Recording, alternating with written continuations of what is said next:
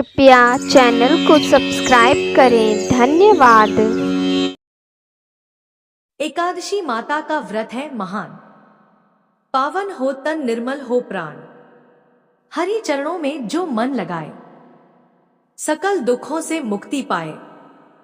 एकादशी माता की जय, ग्यारस माता की जय। प्रिय भक्तों, यह मान्यता है कि एकादशी व्रत के दिन एकादशी माता की कथा सुनने से मनुष्य को जन्म जन्मांतर के दुख और कष्टों से मुक्ति मिलती है और साथ ही व्यक्ति की सभी मनोकामनाएं बहुत ही जल्दी पूरी होती है। तो चलिए मित्रों, प्रभु श्री लक्ष्मी नारायण जी के चरण कमलों का ध्यान करते हुए एकादशी व्रत पर सुनते हैं। एकादशी माता या ग्यारस माता की दो बहुत ही सुंदर कथाएं। आशा करते हैं कि आप सभी भक्त दोनों कथाओं को पूरे श्रद्धा भाव से श्रवण करेंगे। तो मित्रों, पहली कथा इस प्रकार से शुरू होती है। गालव मुनि का भद्रशील नामक एक पुत्र था। भद्रशील ने बाल्यावस्था से ही एकादशी माता का व्रत पूजन आरंभ कर दिया था। भद्रशील सच्ची श्रद्धा और निष्ठा भाव से पूरे दिन एकादशी का व्रत करते और कथा सुनते। शाम के समय ब्राह्मणों को भोजन करवाया करते तथा पूरी रात्रि श्रीमन नारायण हरि हरि का जाप किया करते। इसके बाद अगले दिन यानी कि द्वादशी को एकादशी व्रत का पारण करके ही भोजन ग्रहण किया करते थे। गालव मुनि ने अपने पुत्र को इतना कठिन पूजा पाठ करने से कभी नहीं रोका, लेकिन एक दिन बाल्यावस्था में पूरे दिन उपवास करने के कारण भद्रशील का स्वास्थ्य बिगड़ने लगा और वो बेहोश होकर भूमि पर गिर पड़े। जब गालव मुनि को इस बात का पता चला तो वो तुरंत ही अपने पुत्र से मिलने पहुंचे। अपने पुत्र की ऐसी दशा देखकर मुनि को बहुत ही पीड़ा हो रही थी।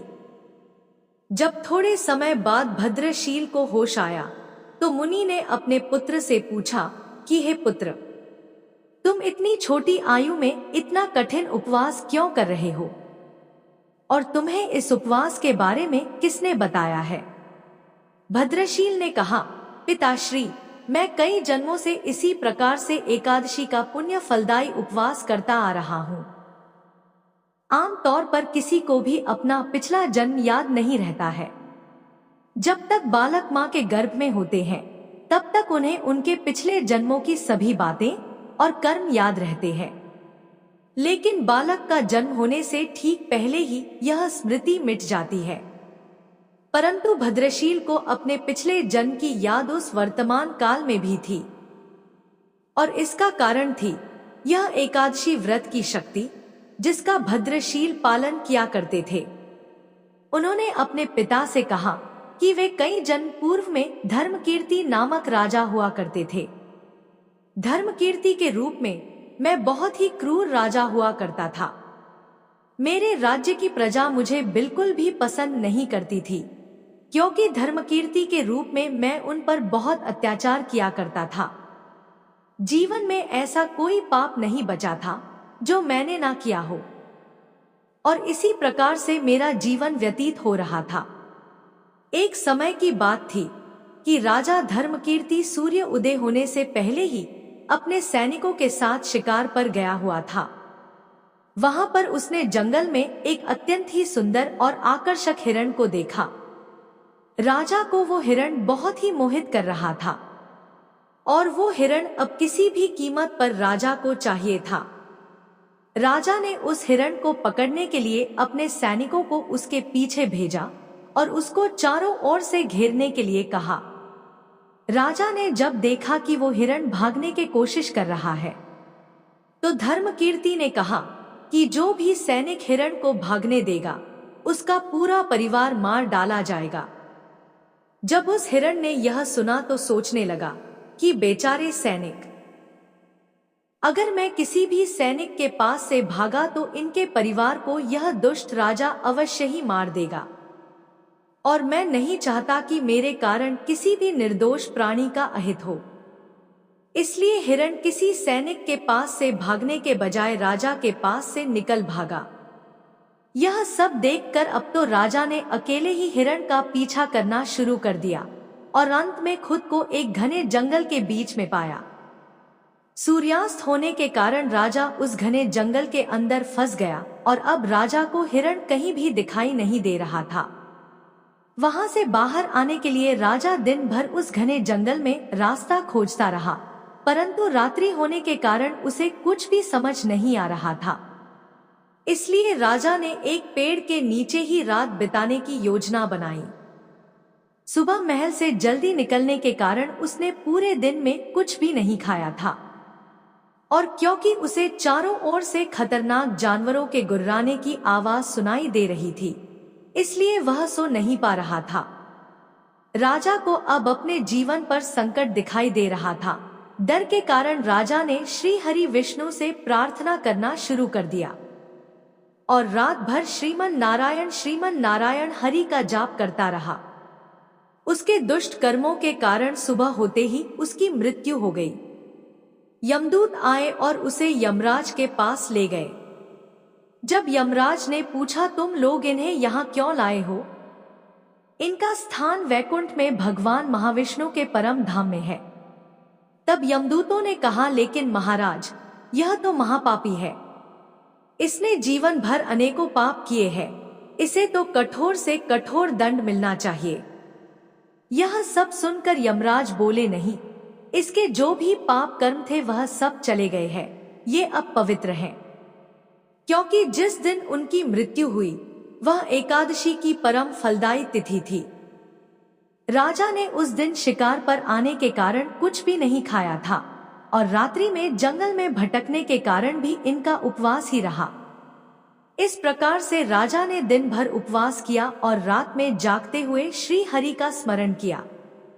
इस पुण्य कर्म से उनके सारे पाप दूर हो गए और वे पवित्र हो गए। यमराज ने स्वयं एक स्वर्ण रथ बुलवाया और राजा को वैकुंठ भेज दिया। जब लोगों को इस बारे में पृथ्वी लोक में पता चला तो वे सभी लोग भी एकादशी व्रत का पालन करने लगे और अपना जीवन अधिक सुखपूर्वक जीने लगे। हे एकादशी माता, जैसे आपने राजा पर कृपा की, हम सभी भक्तों पर भी अपनी कृपा यूं ही बनाए रखना। पहली कथा समाप्त हुई तो बोलिए मित्रों, ग्यारस माता की जय हो, एकादशी माता की जय हो। अब चलिए सुनते हैं एकादशी माता की एक अन्य कथा। प्राचीन समय की बात है। धर्मपुरी राज्य में एक महान राजा सुकेतुमान रहा करते थे। राजा बहुत ही बुद्धिमान और बलशाली थे और सदैव अपनी प्रजा का बहुत अच्छे से ध्यान रखते थे। राजा की न्याय प्रियता और धर्म पारायणता के कारण प्रजा भी अपने राजा को बहुत पसंद करती थी। राजा की 2 बेटियां थीं और सुकेतुमान अपनी दोनों बेटियों से बहुत अधिक प्रेम करते थे। सुकेतुमान की छोटी बेटी देखने में बहुत सुंदर और आकर्षक थी और बड़ी बेटी छोटी बेटी के मुकाबले थोड़ा कम सुंदर थी। सुकेतुमान की छोटी बेटी ग्यारस माता की पूजा किया करती थी, इसलिए सभी लोग छोटी बेटी से बहुत प्रेम करते थे और बहुत प्रशंसा किया करते थे, जिस कारण राजा की बड़ी बेटी को अपनी छोटी बहन से बहुत नफरत होने लगी थी। राजा की दोनों बेटियां जब बड़ी हो गई तब एक पड़ोसी राज्य में रहने वाला राजकुमार बड़ी बेटी के लिए रिश्ता लेकर आया। लेकिन जैसे ही उस राजकुमार की नजर राजा की छोटी बेटी पर पड़ी तो वह राजकुमार उस पर मोहित हो गया और उससे पहली नजर में प्रेम कर बैठा। इसी के साथ उस राजकुमार ने राजा की बड़ी बेटी के साथ विवाह करने से मना कर दिया।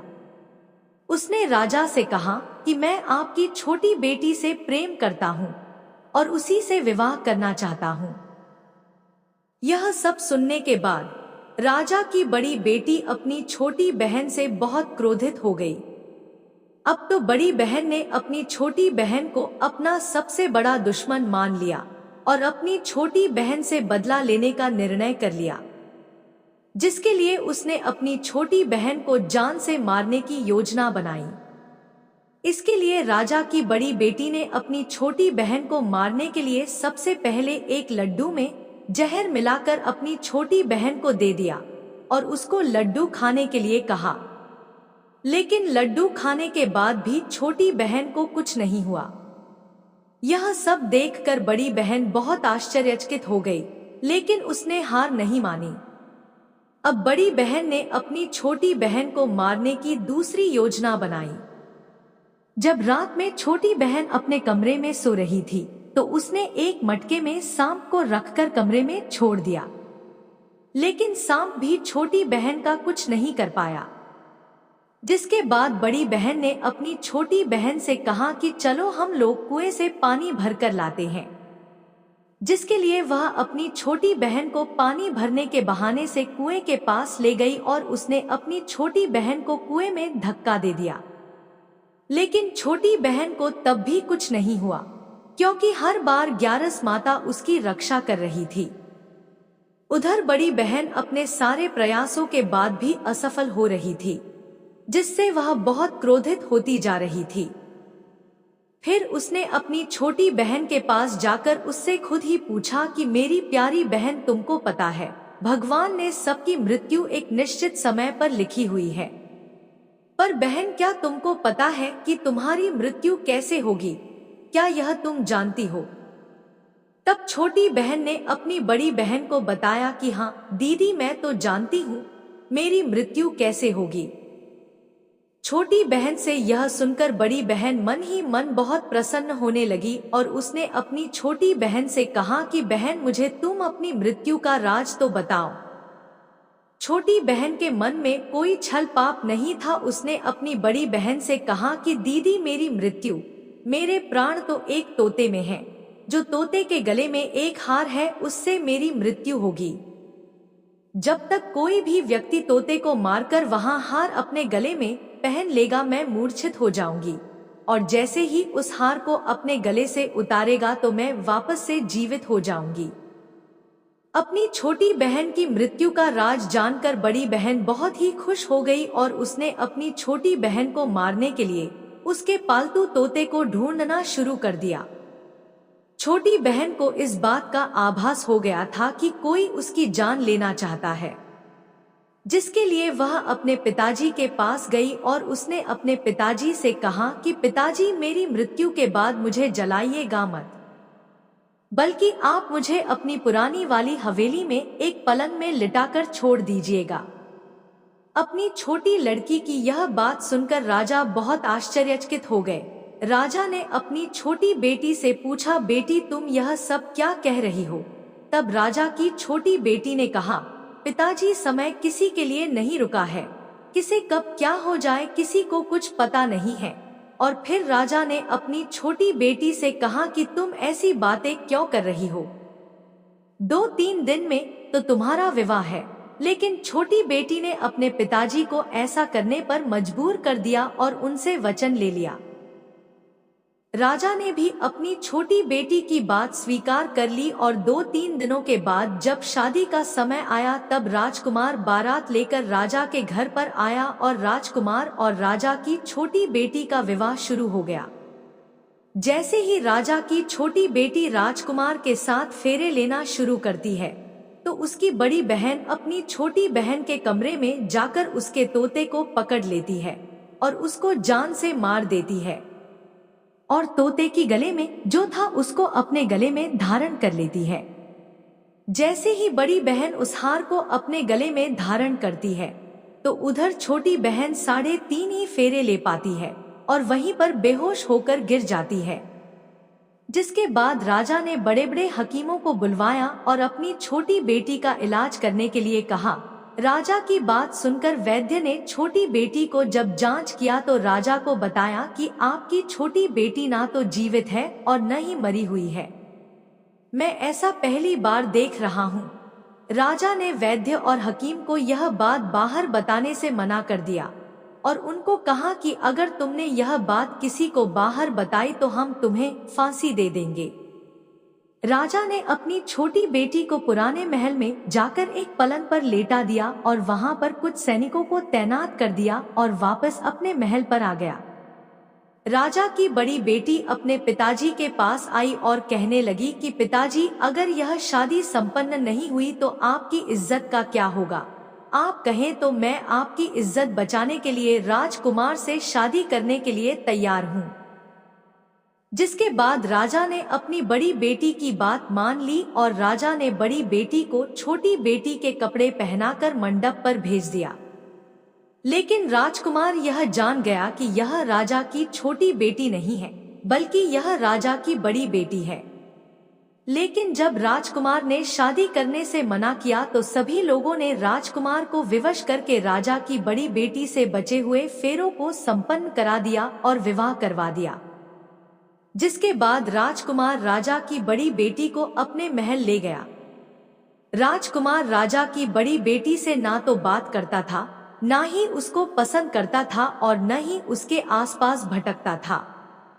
अब राजकुमार ने यह फैसला लिया था कि वह अपनी प्रेमिका को ढूंढ कर रहेगा और यह जानकर रहेगा कि उसके साथ हुआ क्या है। एक दिन राजकुमार अपने घोड़े पर सवार होकर राजा के पुराने महल के पास पहुंच गया, जहां पर उसने कुछ सैनिकों को देखा। महल के पास पहुंचकर राजकुमार ने जब महल को ध्यान से देखा तो वह समझ गया कि यह तो हमारे ससुर जी का ही महल है। तब राजकुमार ने सैनिकों से पूछा, तुम लोग यहाँ क्या कर रहे हो और इस महल के अंदर उस पलंग में कौन लेटा हुआ है? जिसके बाद सैनिकों ने बताया कि यहाँ पर राजा की छोटी बेटी बहुत समय से सोई हुई है।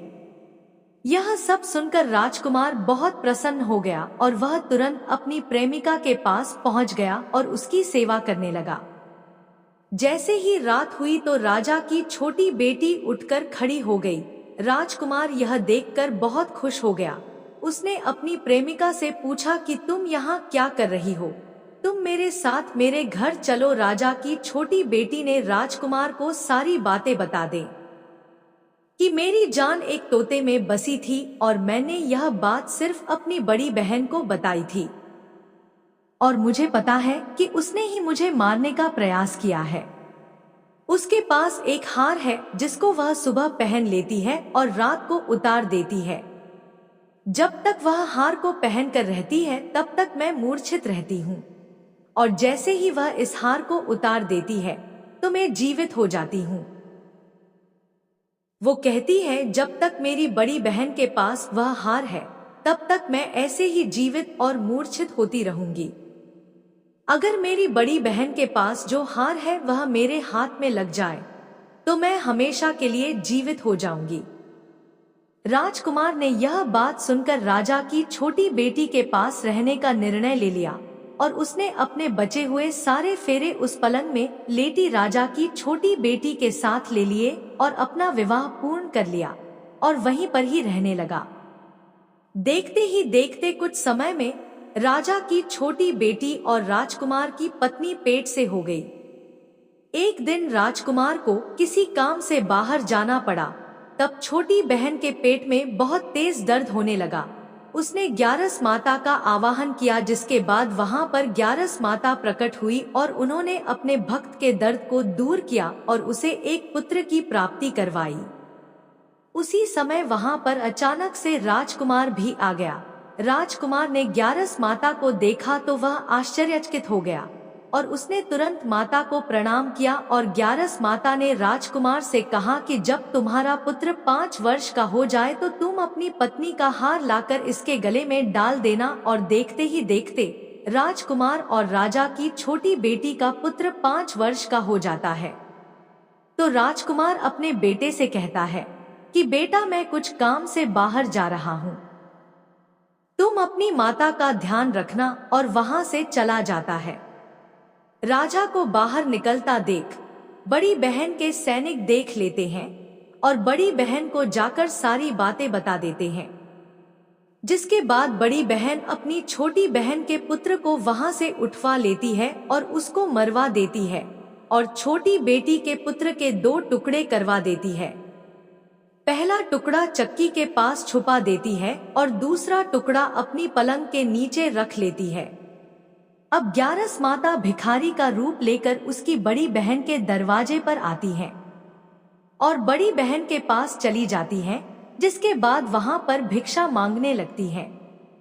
बड़ी बहन अपने नौकरों से कहती है कि जाकर भिक्षा दे दो, लेकिन जैसे ही नौकर ग्यारस माता को भिक्षा देने के लिए आते हैं तो माता उन्हें मना कर देती है और कहती है कि मैं तुम्हारी महारानी से ही भिक्षा लूंगी।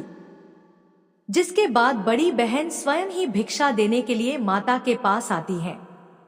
उधर माता एक बिल्ली का रूप लेकर उसके कमरे में चली जाती है और वहां पर छोटी बेटी के पुत्र कोई 2 टुकड़े को आपस में जोड़ देती है और उसे जीवित कर देती है और उसे लेकर वहां से चली जाती है और राजकुमार को सौंप देती है। राजकुमार अपने बेटे को लेकर अपनी बड़ी पत्नी के पास जाता है और उसे कहता है कि तुम इसका ध्यान रखना, अगर तुम इस बच्चे का अच्छे से ध्यान रखोगे तो मैं तुमसे बात करूंगा। इसी प्रकार एक दिन राजकुमार अपने बच्चे से कहता है कि तुम माता से उनके गले का हार मांग लो। जिसके बाद राजकुमार का लड़का अपनी मम्मी के पास जाता है और कहता है कि माता, मुझे तुम्हारा हार चाहिए जो तुमने गले में पहन रखा है। यह सुनकर पहले तो बड़ी बहन बहुत क्रोधित होती है, पर उसको यह याद आता है कि राजकुमार ने कहा था कि अगर मैं इस बच्चे का ध्यान अच्छे से रखूंगी तो वह मुझसे बात करेंगे, जिसके कारण वह हार को उस बच्चे को दे देती है। वह बच्चा तुरंत ही उस हार को ले जाकर अपने पिताजी को दे देता है और तभी राजकुमार अपने बेटे को लेकर वहां से जाने लगता है और अपनी पत्नी से कहता है कि तुम हमारे लिए खाना बनाकर रखना, मैं शाम को आकर तुम्हारे साथ खाऊंगा। और वह अपने बेटे को लेकर वहां से चला जाता है। जिसके बाद वह राजा के पास जाता है और उनको सारी बातें बता देता है। राजा अपनी बड़ी बेटी की यह कटु कर्म सुनकर बहुत क्रोधित होते हैं और उसे सजा सुनाता है और अपनी परवरिश पर ही दोष देने लगते हैं और राजकुमार को अपनी छोटी बेटी के साथ रहने के लिए आदेश देते हैं। कथा समाप्त हुई। तो प्रेम से बोलिए मित्रों, एकादशी माता की जय, ग्यारस माता की जय।